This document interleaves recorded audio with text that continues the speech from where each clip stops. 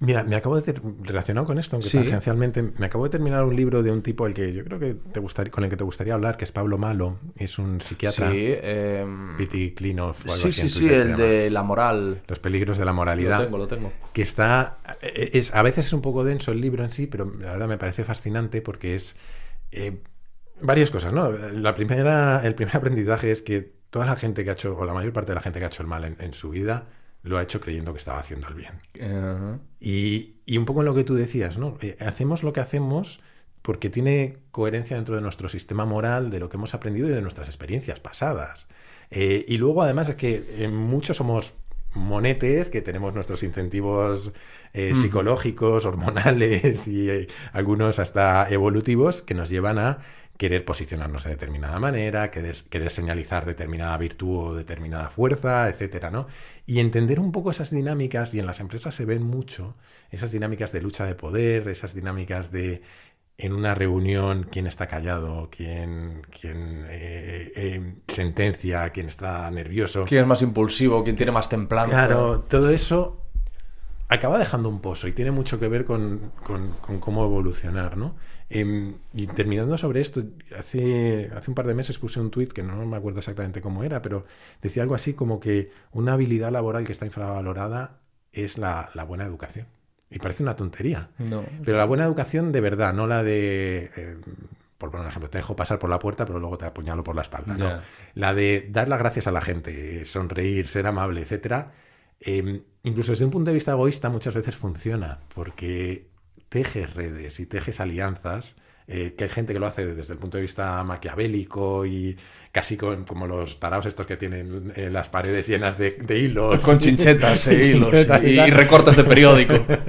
Pero que si lo haces simplemente porque quieres que el de al lado esté a gusto trabajando contigo, es una forma muy buena de generar una alianza y de que el día que tienen que pensar en a quién van a ascender, pues se acuerden de que este tío es alguien con quien es agradable trabajar. Ya. Me resulta muy interesante esa reflexión que has hecho de que prácticamente todas las personas que hacen el mal creen que están haciendo el bien. Y es que realmente cualquier persona que hace el mal te lo argumenta si se lo echas en cara. Dices, no, pero le has hecho la zancadilla a esta persona. Sí, pero esta persona llevaba X tiempo haciéndome a mí no sé qué. O sea, todos tienen una razón para lo que hacen. Y es muy interesante. En este libro, otra cosa que cuenta Pablo que a mí me parece alucinante, él habla mucho de la dicotomía entre el ellos y el nosotros, ¿no? De nuestro tribalismo y de cómo Mm, casi todo en el ser humano lo definimos o nos definimos como parte de un grupo y esa parte del grupo a la que nos definimos o ese grupo al que nos definimos nos solemos definir por oposición a otros. ya. Somos distintos de estos, ¿no?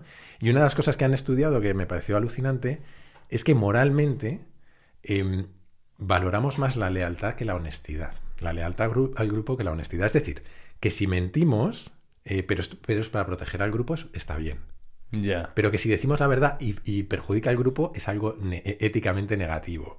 Sin embargo, si alguien en el otro grupo lo hace, lo vemos completamente al revés. Y es esto de que suele pasar con los políticos, ¿no? Que el partido de enfrente está lleno de corruptos y que no paran de engañarse a sí mismos, pero nosotros tenemos las ideas muy claras. Y al final, en todos lados, cuecen habas. Entonces, me parece muy, muy interesante toda esa, lo que tú decías, ¿no? Cómo se produce ese mecanismo en el que tenemos explicaciones para el mal que hacemos, entre otras cosas porque racionalizamos todo, pero porque además las necesitamos. Yo creo que es que para hacer el mal la gente necesita tener una explicación de por qué lo está Mm. haciendo. Bueno, de hecho, personajes fascinantes para estudiar todo esto que hablamos son los dictadores. Sí. Fascinantes, que se me entienda como objetos de estudio, precisamente. Pero como que el primer punto viene muy a colación de lo que tú has dicho, que es buscar un enemigo. Sí. Esa es la mejor forma para crear una tribu. Encontrar un enemigo, muchas veces imaginario. Tal cual. E incluso deshumanizarle, ¿no? Porque Mm. nos es mucho más fácil atacar a la gente cuanto menos parecida a nosotros es, cuanto menos humana es, ¿no? Eh, Al final te voy a contar el libro entero.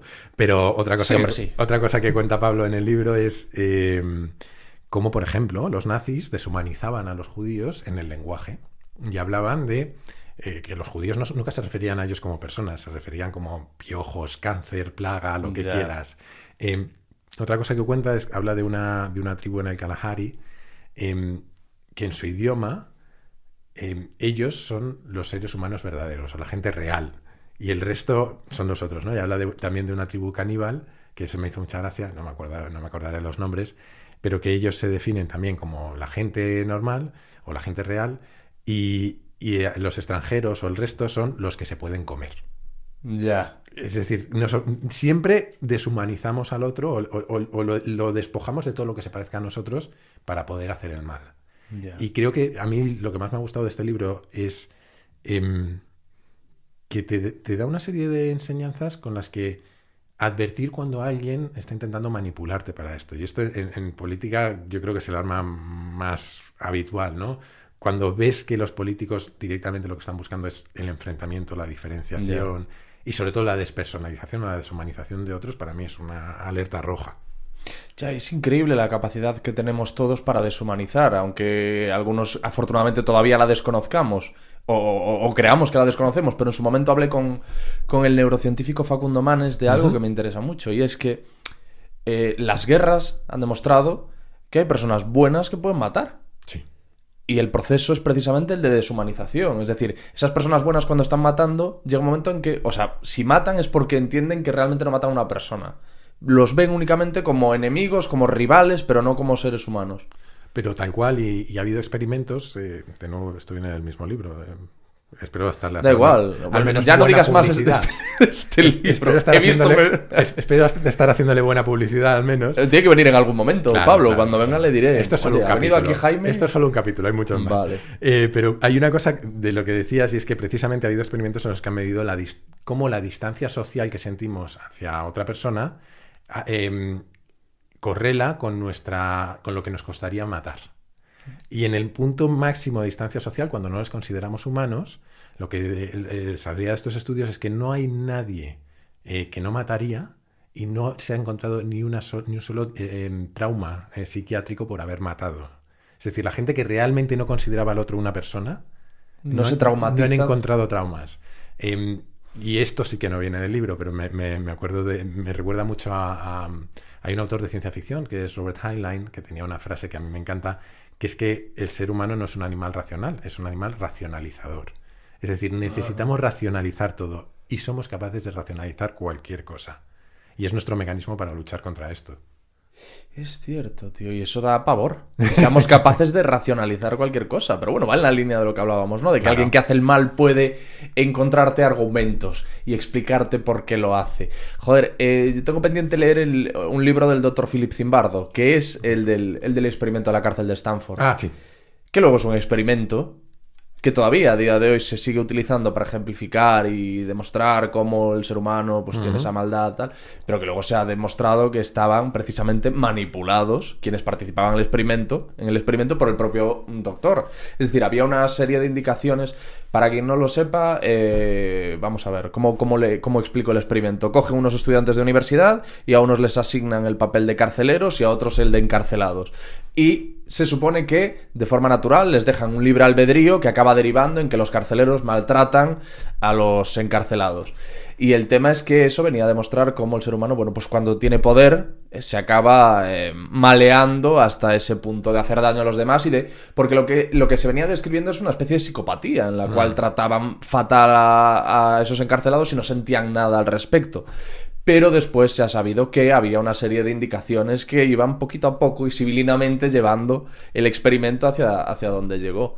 Aún así tengo mucho interés en leer ese libro y las reflexiones de este hombre. Hay algo de lo que yo no sé mucho y tengo pendiente de investigar, pero algo he escuchado y algo he leído. Y es que hay ahora mismo en la psicología social, sobre todo yo creo que de los 60 hasta los 90, 2000, lo que llaman la crisis de la replicación. Es decir, hay un montón de experimentos que se han tomado como tótems, pero que luego no replican, que se han intentado repetir y que los resultados no salen. Que hasta ahora lo que yo he interpretado es que no necesariamente significa que todas las conclusiones sean incorrectas, pero que la metodología que usaron no fue buena y que son muy difíciles de repetir algunos resultados, ¿no? Pero un poco en relación a lo que decías, pasa también con lo de la moral. Y con lo de esto que hablábamos del ellos y el nosotros. Hay un experimento súper famoso, que es uno que se llama Robert Scaife, que lo hizo un psicólogo en los años 50, en el que básicamente cogió a un grupo de Boy Scouts de 22 niños, de 11 años creo que tenían, se los llevaron a un campamento y les pusieron primero a compartir durante unos días en un solo búnker, ¿no? Ujú. Y ahí empezaron a surgir determinadas amistades. Y luego les separaron y se los llevaron en 2 autobuses distintos a lo que ellos creían que eran campamentos distintos, pero en realidad eran zonas muy alejadas del mismo Sí. campamento, ¿no? Y ahí, cuando ya se empezaron a acostumbrar a vivir en 2 grupos, a no saber nada de los otros, etcétera, y ya empezaron a surgir incluso jerarquías dentro de cada grupo, les pusieron a competir. Y lo que se veía ahí, en teoría, es de repente que empezó una fase, lo que ellos llamaban la fase de fricción, en la que se empezaron a odiar un grupo al otro. Pero a odiar porque estaban compitiendo por recursos escasos y esas amistades que habían aparecido antes desaparecieron. De hecho, hasta el punto de que llegó un momento en el que empezaron a temer por la seguridad de los niños, porque se empezaban a hacer Sí. demasiadas putadas.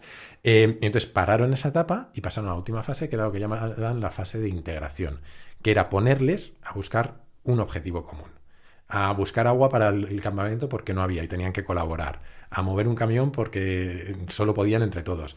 Y en ese momento es cuando en teoría se demostró que los seres humanos, como tú decías, cuando tenemos un enemigo común, somos capaces de olvidar otras diferencias y somos capaces de superarlas y trabajar juntos, pero que necesitamos un objetivo común.